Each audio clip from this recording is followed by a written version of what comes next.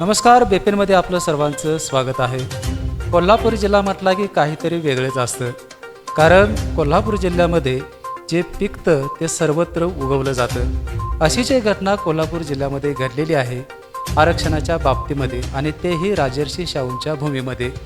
काही दिवसांपूर्वी नगरपरिषद आणि जिल्हा परिषदेच्या निवडणुकांमध्ये अनुसूचित जातीचे दाखले काढून 2 उमेदवारांनी निवडणूक लढवल्या आणि त्या जिंकल्या देखील होत्या. मात्र त्यावेळेला जे अनुसूचित जातीतले उमेदवार होते किंवा जे लोक होते त्यांनी त्या घटनेला आक्षेप घेतलेला होता. तरी देखील राजकीय पाठबळावरती ते निवडून आले. मात्र वकिलांच्या फौजमुळे त्यांचं अनुसूचित जातीचं प्रमाणपत्र रद्द झालेलं आहे. आणि ही एक ऐतिहासिक घटना कोल्हापूर शहरात शाहूंच्या भूमीमध्ये घडलेली आहे. ज्या वकिलांच्या माध्यमातून हे सगळं घडलं ते सर्व वकील समुदाय आज आपल्यासोबत आहेत. नेमकं काय घडलं ते त्यांच्याकडून चला जाणून घेऊया. सर नमस्ते. जो जात पडताळणीचा निकाल आलेला आहे, नेमकं कशा पद्धतीने तक्रार दाखल झालेली होती आणि अपोजिट पार्टीनं कशा पद्धतीने त्याला चॅलेंज केलेलं होतं? पट्टणकोडली जिल्हा परिषद मतदारसंघ हा अनुसूचित जातीसाठी राखीव होता. त्या राखीव मतदारसंघातून भाजपाचे महेश उर्फ दरगोंडा बसगोंडा पाटील हे लिंगडेर जातीचं जात प्रमाणपत्र काढून ती निवडणूक लढवली होती. ते निवडणूक लढवल्यानंतर ते विजयी झाले. विजयी झाल्यानंतर आम्ही त्यामध्ये त्यांच्या लिंगडेर जातीच्या जात प्रमाणपत्राच्या विरोधात जिल्हा जात पडताळणी समिती या ठिकाणी तक्रार दाखल केली. त्या तक्रारीच्या अनुषंगाने सर्व पुरावे आम्ही दाखल केले. ते सर्व पुरावे दाखल करून सदरचे काम हे गुणदोषावर चालून सदर कामाचा निकाल हा आमच्या बाजूने म्हणजे याचिकाकर्त्या यांच्या बाजूने लागला. आणि जो निकाल लागलेला आहे त्या निकालावर आम्ही समाधान आहे. आणि आम्ही पूर्ण आंबेडकरी समाज, परत अनुसूचित जाती समाज हा पूर्ण समाधानकारक निकाल मिळालेला आहे.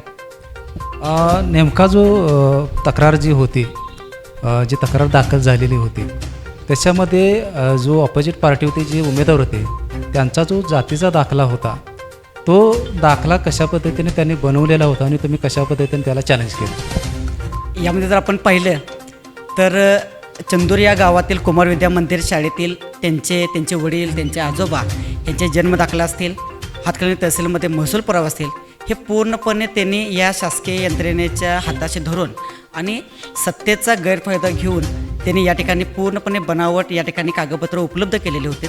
तसंच त्यांचं या महासेवा केंद्रातून त्यांनी हा दाखला मिळवला असं त्यांचं जे म्हणणं होतं. तर त्या महासेवा केंद्राचा सुद्धा या ठिकाणी त्यांनी जबाब दिलेला होता की माझ्या महासेवा केंद्रामधून अशा प्रकारचा कुठलाही लिंगडेर जातीचा दाखला मी महेश उर्फ दरगोंडा पाटील यांना दिलेला नव्हता.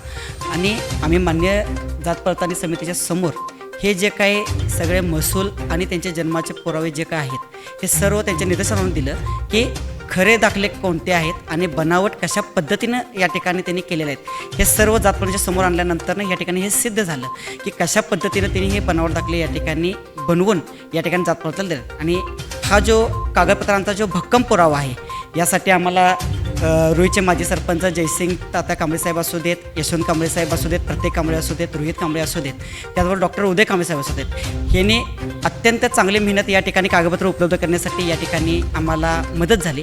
कारण सर्व यंत्रणा आणि सर्व पदाधिकारी त्यांच्या असल्या कारणाने हे कागदपत्रसुद्धा आम्हाला उपलब्ध करण्यासाठी अनेक अडचणींना आम्हाला या ठिकाणी सामोरं झालं. मात्र खूप चांगल्या पद्धतीने या ठिकाणी या सर्वांनी आम्हाला या ठिकाणी कागदपत्र उपलब्ध करण्यासाठी मदत केली. आणि ह्याच कागदपत्राचा भक्कम पुरावा आम्हाला या ठिकाणी जात पडताळणीच्या पुढे उपयोगी आला. तहसीलदार आणि प्रांताधिकाऱ्यांनी यांनी देखील हा दाखला दिला असं म्हटलं जातं. नेमकं कितपत सत्य आहे त्याच्यामध्ये?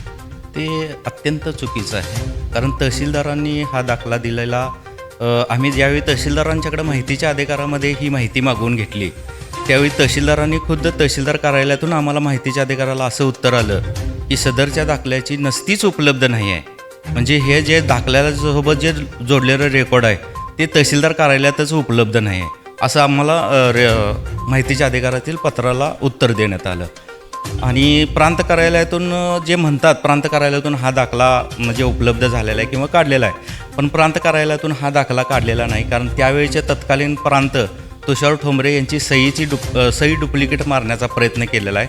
आणि हा जरी महाई सेवा केंद्रातनं दाखला काढलेला असेल तर हा दाखला काढताना त्या दाखल्यावरती महाई सेवा केंद्राचं नाव नाही, त्या महाई सेवा केंद्र क्रमांक 5 माही सेवा केंद्राचं नावच नाही या दाखल्यावरती. त्यामुळे हा सरळ सरळ दाखला हा घरी बनवलेला आणि बोगस तयार केलेला दाखला आहे. याच्यामध्ये काही ज्यावेळी निवडणूक झाली त्यावेळेला राजकीय दबाव वाढलेला होता आणि निवडणूक निर्णय अधिकाऱ्यांना ज्यावेळेला तक्रार त्या ठिकाणी झालेली होती की हा दाखला बोगस आहे तरी देखील तो फेटाळण्यात आलेला होता. तुमचं ते म्हणणं आहे राजकीय दबाव सुरुवातीपासूनच यांच्यावरती होता, त्यामुळे तुमच्यावरती देखील किंवा अधिकाऱ्यांच्यावरती देखील तुम्ही ज्यावेळेला तक्रार दाखल केली त्यावेळी देखील राजकीय दबाव नक्कीच होता.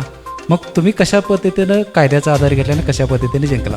नक्कीच, जर का राजकीय हा दबाव होताच, मात्र आमची जी वकील जी संघटना आहे ती वकील संघटना अतिशय आमची मजबूत आहे, अभ्यासू आहे.